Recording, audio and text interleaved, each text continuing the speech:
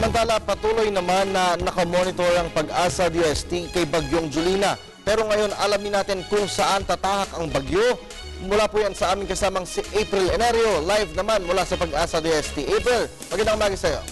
Magandang umaga din, Kirby, sa ating balita dahil maulap at maulan ngayong huling araw ng Hulyo. Sa malaking bahagi naman sa gaano nga ba kainit o kalamig ang asahan natin temperatura. Narito na ang weather forecast ng Pag-asa. Simulan po natin sa Luzon, mataas na sa Lawag City na may 25 to 31 degrees Celsius, habang mababa naman sa Baguio City na may 17 to 23 degrees Celsius. Punta naman po pare-parehong 24 to 30 degrees Celsius ng Iloilo, Bacolod at Tacloban, habang mataas naman sa Metro Cebu na may 24 to 30 degrees Celsius. At sa Mindanao, mataas na po sa Zamboanga at Metro Davao na may 24 to 31 degrees Celsius at mababa naman sa Cagayan de Oro na may 23 to 32 degrees Celsius. Dahil panahon ng tag-ulan, narito ang aming mga skincare tips. Narito po ang laging handa.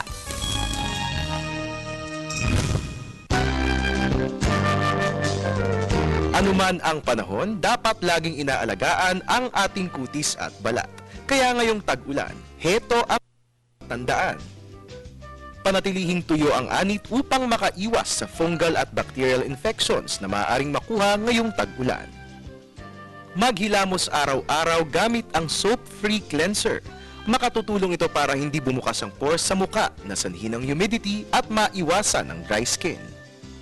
Uminom ng 8 hanggang 10 baso ng tubig araw-araw. Kahit tag-ulan, maaari pa ring makaranas ng dehydration. Kumain ng prutas at gulay na nakabubuti sa balat. Mag-apply ng sunscreen para maprotektahan ng balat laban sa UV rays ng araw. Kapag maglilinis ng kuko, siguraduhin na ang mga kagamitan ay sterilized.